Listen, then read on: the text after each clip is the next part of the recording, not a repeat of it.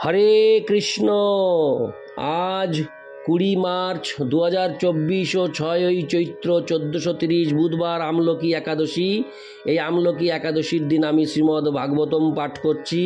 আজ আমি পাঠ করছি শ্রীমদ্ ভাগবতমের দ্বিতীয় স্কন্দ অষ্টম অধ্যায় মহারাজ পরীক্ষিতের প্রশ্নের শ্লোক 16, 17, 18, 19 ও 20। অডিওর শুরুতে আমি আমার সকল ভক্তিমতী মা ও ভক্তবৃন্দের কাছে আবেদন করছি, আপনারা কৃপাপূর্বক আমার এই ছোট্ট ইউটিউব চ্যানেল জীবনের পূর্ণতাকে সাবস্ক্রাইব করুন এবং আমার সাথে থেকে আমাকে আশীর্বাদ করুন, যাতে আমার এই জীবনের পূর্ণতা ইউটিউব চ্যানেলে অডিওগুলি অনেক দূর পর্যন্ত এগিয়ে যেতে পারে আপনাদের কৃপা বলে। নারায়ণ হে নারায়ণ ভবভয় হরণম নারায়ণ। শ্লোক 16। প্রমাণমন্ত কোশস্য বাহ্যাভ্যন্তর ভেদত মহতাং চানুচরিতং বর্ণাশ্রম বিনিশ্চয়। অনুবাদ: বাহ্য ও অভ্যন্তর ভেদে এই ব্রহ্মাণ্ডের পরিমাণ, মহাত্মাদের চরিত্র এবং যে যে লক্ষণ ও স্বভাব অনুসারে বর্ণ ও আশ্রম ধর্ম নির্দিষ্ট হয় তাও কৃপা করে বলুন। তাৎপর্য: মহারাজ পরীক্ষিত হচ্ছেন ভগবান শ্রীকৃষ্ণের বিলক্ষণ ভক্ত। হরে কৃষ্ণ। এর আগে আমি পাঠ করলাম শ্লোক 16 অনুবাদ, এখন পাঠ করছি তাৎপর্য। মহারাজ পরীক্ষিত হচ্ছেন ভগবান শ্রীকৃষ্ণের বিলক্ষণ ভক্ত এবং তাই তিনি ভগবানের সৃষ্টির পূর্ণ বৈশিষ্ট্য সম্পর্কে জানতে উৎসুক। তিনি ব্রহ্মাণ্ডের বাহিরে এবং অভ্যন্তরে কি রয়েছে তা জানতে চেয়েছেন। যারা জ্ঞানের প্রকৃত অনুসন্ধানী তাদের এই সমস্ত বিষয় জানা উচিত। যারা মনে করে যে ভগবত ভক্তেরা তাদের আবেগ নিয়েই সন্তুষ্ট, তাদের মহারাজ পরীক্ষিতের এই প্রশ্নগুলির মাধ্যমে এই শিক্ষা লাভ করা উচিত যে ভগবানের শুদ্ধ ভক্তেরা যথাযথ জ্ঞান লাভের ব্যাপারে কত আগ্রহী।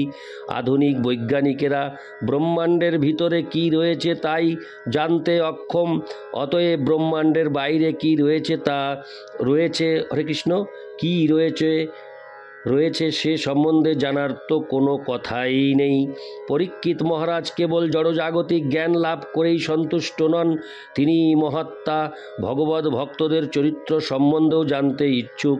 ভগবানের মহিমা এবং ভক্তের মহিমা সম্মিলিতভাবে শ্রীমদ্ ভাগবতের বিষয়বস্তু।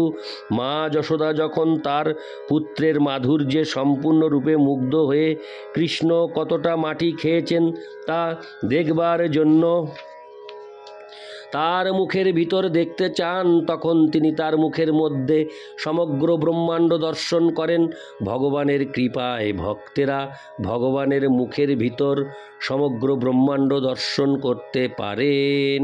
ব্যক্তিগত গুণের ভিত্তিতে কিভাবে বিজ্ঞানসম্মত উপায়ে মানব সমাজ 4টি বর্ণ এবং 4টি আশ্রমে বিভক্ত হয় সে সম্বন্ধেও পরীক্ষিত মহারাজ জানতে চেয়েছেন। সমাজের 4টি বর্ণ ঠিক দেহের 4টি অঙ্গের মতো। দেহে অঙ্গগুলি দেহ থেকে অভিন্ন, কিন্তু স্বতন্ত্রভাবে সেগুলি কেবল অংশ। 4টি বর্ণ এবং 4টি আশ্রমের বিজ্ঞানসম্মত ব্যবহার, এটি হচ্ছে বৈশিষ্ট্য। মানব সমাজের এই বিজ্ঞানসম্মত বিভাগের মূল্য নিরূপিত হয় ভগবদ ভক্তির আনুপাতিক বিকাশের দ্বারা। রাষ্ট্রপতি থেকে শুরু করে রাষ্ট্রের কার্যে নিযুক্ত সমস্ত কর্মচারীরা রাষ্ট্রের বিভিন্ন অংশ, তারা সকলেই সরকারি কর্মচারী, কিন্তু তারা কেউই এককভাবে সরকার নয়। পরমেশ্বর ভগবানের রাষ্ট্রে সমস্ত জীবের স্থিতিও ঠিক এই রকম। কেউই কৃত্রিমভাবে ভগবানের পদ দাবি করতে পারে না। পক্ষান্তরে সকলেরই কর্তব্য হচ্ছে সেই পরম পূর্ণের সেবা করা। ইতি শ্লোক 16। শ্লোক 17। যুগানি যুগমানং চ ধর্ম যস্য যুগে যুগে অবতারানুচরিতং যদাচার্য যদাশ্চর্যতমং হরে।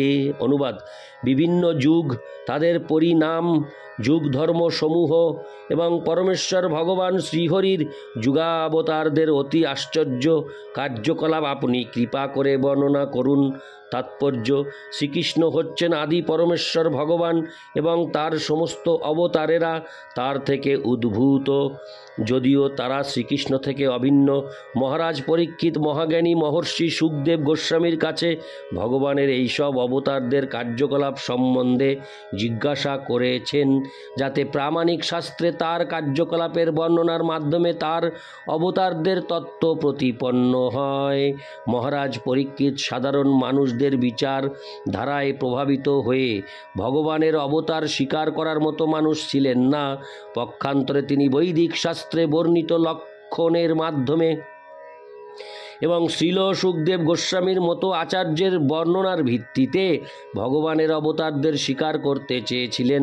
জড়া প্রকৃতির নিয়মের দ্বারা নিয়ন্ত্রিত না হয়ে ভগবান তার অন্তরঙ্গা শক্তির দ্বারা অবতরণ করেন এবং তাই তার সমস্ত কার্যকলাপও অসাধারণ।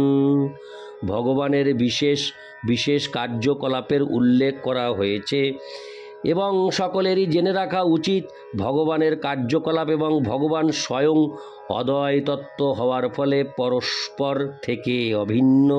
তাই ভগবানের কার্যকলাপ শ্রবণ করা এবং সরাসরিভাবে ভগবানের সঙ্গ করার মধ্যে কোনো পার্থক্য নেই।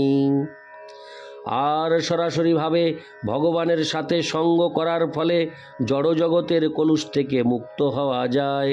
পূর্বখণ্ডে আমরা সে সম্বন্ধে ইতিমধ্যেই আলোচনা করেছি। ইতি শ্লোক 17, শ্লোক 18। নৃণাং সাধারণ ধর্ম সবিশেষস্য যাদৃশ শ্রেণীনাং রাজর্ষিণাং চ ধর্ম কৃচ্ছ্রেষু জীবতাম। অনুবাদ: কৃপা করে এও বলুন যে মানব সমাজের সাধারণ ধর্ম কি, ধর্ম অনুষ্ঠানের বিশেষ কর্তব্য কি, বর্ণাশ্রম ধর্ম কি, রাজস্বীদের ধর্ম কি এবং বিপদাপন্ন মানুষদের ধর্ম কি। তাৎপর্য: জাতি ধর্ম নির্বিশেষে প্রতিটি মানুষেরই ধর্ম হচ্ছে ভগবদ ভক্তি। এমনকি পশুরাও ভগবদ ভক্তি সম্পাদন করতে পারে এবং তার সর্বশ্রেষ্ঠ উদাহরণ হচ্ছেন শ্রীরামচন্দ্রের মহান ভক্ত বজরঙ্গী বা হনুমান। আমরা পূর্বেই আলোচনা করেছি যে ভগবানের প্রকৃত ভক্ত কর্তৃক পরিচালিত হলে আদিবাসী অথবা নরখাদকেরাও ভগবদ ভক্তিতে যুক্ত হতে পারে। স্কন্দ পুরাণে বর্ণিত হয়েছে যে কিভাবে শ্রী নারদ মুনির প্রভাবে জঙ্গলের শিকারী ব্যাদ ভগবানের শ্রেষ্ঠ ভক্তে পরিণত হয়েছিলেন। অতএব ভগবদ ভক্তি প্রতিটি জীবই সমভাবে লাভ করতে পারে।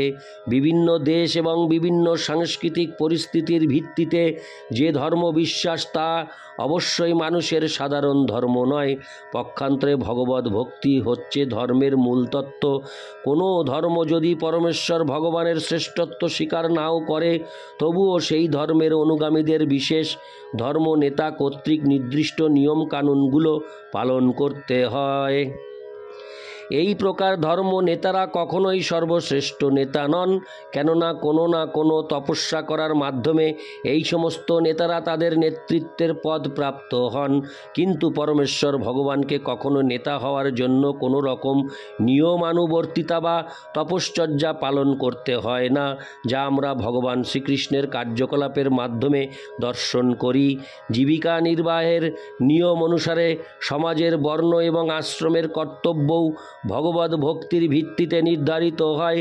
শ্রীমদ্ ভগবদ গীতায় বর্ণনা করা হয়েছে যে জীবনের পরম সিদ্ধি হচ্ছে সমস্ত কর্মের ফল ভক্তি সহকারে ভগবানের উদ্দেশ্যে নিবেদন করা। যারা ভগবদ ভক্তির পন্থা অনুসরণ করেন তাদের কখনো কোনো রকম অমঙ্গল স্পর্শ করতে পারে না এবং তাই তাদের পক্ষে আপদ ধর্ম বা বিপদকালীন ধর্ম অনুশীলনেরও কোনো প্রশ্নই ওঠে না। সেই বিষয়ে এই গ্রন্থে সর্বশ্রেষ্ঠ মহাজন শ্রীল সুখদেব গোস্বামী কর্তৃক বর্ণিত হবে। এবং তা হলো ভগবদ ভক্তি ব্যতীত অন্য আর কোনো ধর্ম নেই, যদিও তা ভিন্ন রূপে প্রকাশিত হতে পারে। ইতি শ্লোক 18। শ্লোক 19।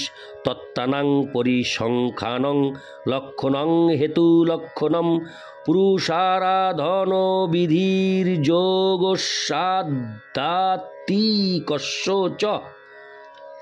অনুবাদ: সৃষ্টির তত্ত্বসমূহ এবং তাদের সংখ্যা, তাদের কারণ এবং তাদের লক্ষণ, ভগবত ভক্তির পন্থা এবং অষ্টাঙ্গ যোগের বিধিও আপনি দয়া করে বর্ণনা করুন।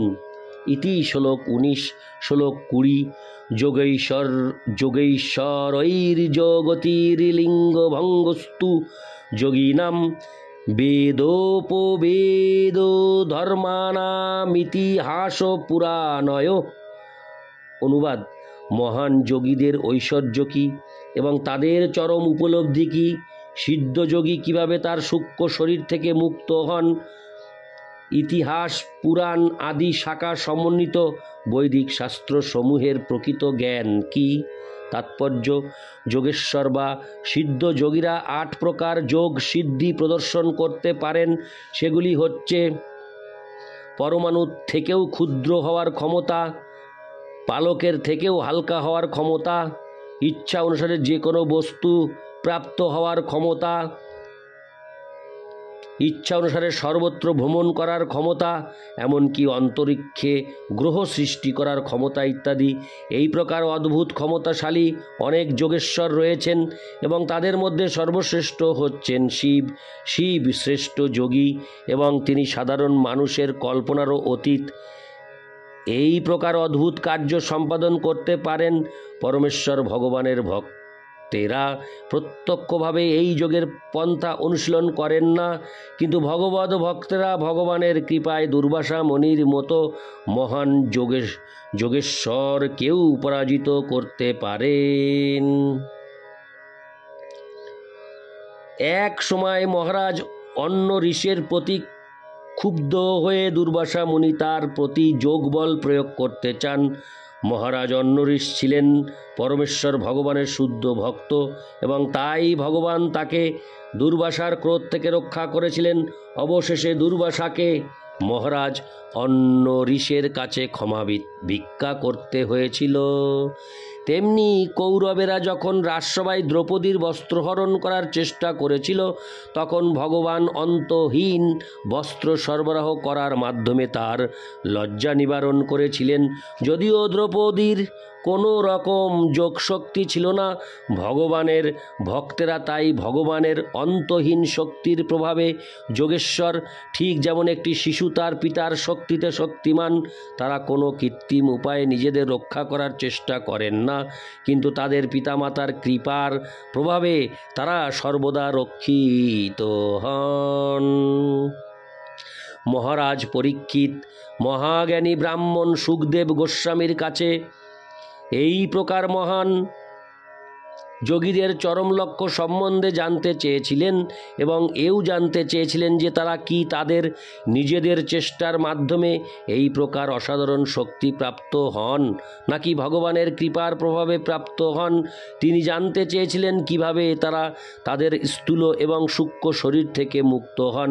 তিনি জানতে চেয়েছিলেন বৈদিক জ্ঞানের তাৎপর্য কী, সে কথা শ্রীমদ্ ভগবদ্গীতায় বর্ণিত হয়েছে। সমস্ত বেদের উদ্দেশ্য হচ্ছে পরমেশ্বর ভগবানকে জানা এবং তার অপ্রাকৃত প্রেমময়ী সেবায় যুক্ত হওয়া। ইতি শ্লোক 20। নারায়ণ হে নারায়ণ ভবভয়হরণম নারায়ণ লক্ষ্মীকান্তম কমলনয়নম মঙ্গলচরণম নারায়ণ নারায়ণ হে নারায়ণ ভবভয়হরণম নারায়ণ।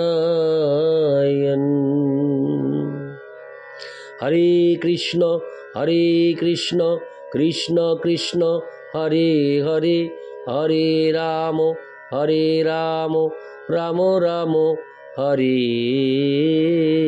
হরে।